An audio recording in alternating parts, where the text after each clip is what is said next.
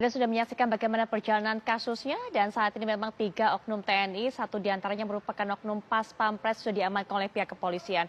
Dari kemudian penyidikan yang berlanjut ternyata ada beberapa warga sipil juga yang ikut serta dalam kejadian ini. Ada yang berfungsi ataupun juga berperan sebagai penadah, tapi ada juga satu yang merupakan saudara ipar dari Praka RM ini yang juga terlibat dan juga menjadi driver ataupun juga supir dalam penculikan dari korban. Untuk bisa memberikan pandangan lebih lanjut bagaimana kemudian oknum Pas Pampres bisa melakukan hal seperti ini. Kita akan mendengarkan pandangan dari narasumber yang sudah hadir di samping saya, Bang Aldo Kaligis dari Amnesty International Indonesia. Selamat malam, Bang Aldo. Selamat malam, Mbak. Baik, selain Bang Aldo, kita juga akan minta pandangan dari Laksda TNI Purnawirawan Sulaiman B. Ponto selaku mantan Kepala Badan Intelijen Strategis TNI. Selamat malam, Pak Sulaiman Ponto. Assalamualaikum warahmatullahi wabarakatuh. Ya. Selamat malam. Baik, Bu Sulaiman, langsung saja. Ini sangat menyedihkan, Ya. sangat ironis. Sosok dari Pas Pampres yang kita mungkin menilainya merupakan salah satu anggota dari pasukan elit, tapi ternyata dilakukan seperti itu. Menyalahgunaan kekuasaannya, kewenangannya, bahkan melakukan kejahatannya ini adalah penculikan, kemudian pemerasan, dan juga penganiayaan atau penyiksaan yang mengakibatkan korban sampai meninggal dunia. Pak Sulaiman. Ya. Ya, itu kenyataan memang yang ada seperti itu. Itulah sebabnya Panglima sudah menyampaikan hukuman maksimum kalau perlu sampai hukuman mati. Karena itu merupakan kenakalan yang mengakibatkan, kalau kita bilang itu kenakalan, karena tidak mungkin ada atasan yang mengajar seperti itu. Semua dilarang berbuat seperti itu. Tapi kalau itu terjadi, ya kita melihat itu adalah kenakalan. Nah, setiap kenakalan yang melanggar hukum tentunya ada hukumannya. Baik, kenakalan atau Dan itu sudah kejahatan? pasti hukuman Kenakalan, itu kan ada. Pak Sulaiman, mohon maaf, kenakalan atau kejahatan? Kenakalan kok sepertinya kalau kita lihat istilah katanya terlihat atau terdengar begitu ringan dibandingkan dengan kejahatan. Ya, kejahatan bisa, kenakalan, kejahatan. Kalau kita lihat kan dia nakal begitu. Kenakal melaksanakan kejahatan, kan sama saja itu. Oke, baik. Itu tidak banyak bedanya.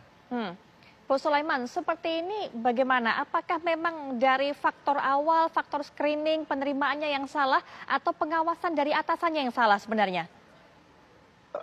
Itu, jadi kalau screening dari awal screening sudah ada, semua sudah ada.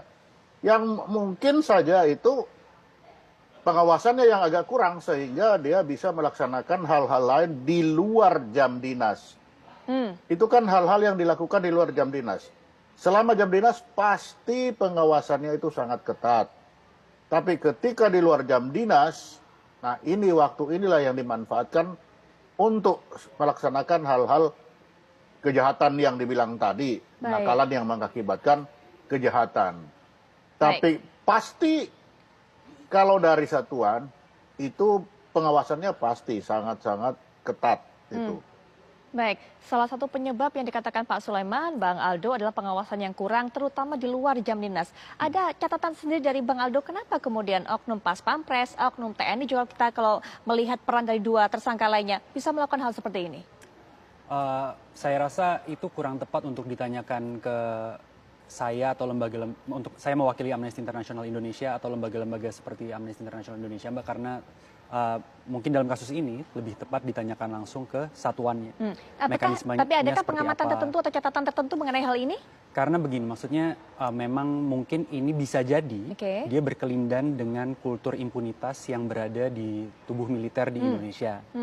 Karena seperti misalnya kami di Amnesty mencatat dari tahun 2010 sampai 2018 ada 69 kasus pembunuhan di luar hukum yang dilakukan oleh terduga pelakunya adalah aparat keamanan, termasuk di dalamnya TNI. Ini baru laporan atau pengamatan yang Amnesty lakukan. Dan hanya dalam periode waktu 2010 sampai 2018, itu dari 69 kasus, korbannya itu sekitar 95 orang. Itu hanya di Papua saja. Nah, bisa dibayangkan misalnya dari sampel tersebut, jangan-jangan bisa jadi pula tindakan serupa itu angkanya lebih luas kalau misalnya kita tarik periodisasi waktunya atau misalnya dari wilayahnya.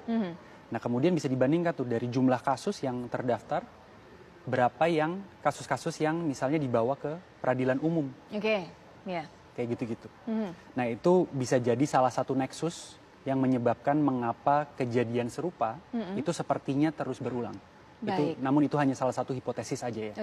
Dari saya seperti itu. Baik, kultur impunitas, Pak Sulaiman Ponto, itu yang membuat kemudian tidak ada faktor jeras, selalu terulang hal seperti ini, ada kembali, ada lagi oknum TNI yang terlibat dalam kasus-kasus seperti ini. Catatan dari Amnesty disampaikan oleh Bang Aldo tadi. Pak Sulaiman, menanggapinya? Dari mana dibilang TNI itu impunitas? Itu tidak ada ukurannya. Kalau ukurannya itu TNI harus masuk peradilan militer, peradilan sipil, pelajari dulu sistem peradilan di Indonesia. Tidak akan pernah mungkin militer itu masuk ke peradilan sipil. Coba pelajari baik-baik dulu itu. Kalau itu ukurannya, impunitas itu artinya tidak masuk pengadilan. Coba lihat, itu kasus terakhir ini, akhir-akhir ini kasus korupsi yang dilaksanakan oleh kolonel. Itu apa hukumannya? Seumur hidup. Lihat kasus seorang kolonel juga yang menabrak perempuan sepasang itu yang dibuang di Kali Serayu. Apa hukumannya? Seumur hidup. Tidak main-main. Dan dipecat. Mari kita lihat apa yang terjadi dengan penyeludupan yang dilaksanakan oleh si Teddy Minahasa. Apa dipecat? Sampai hari ini yang tidak dipecat. Tapi militer hari itu juga dipecat. Begitu itu diputuskan dipecat.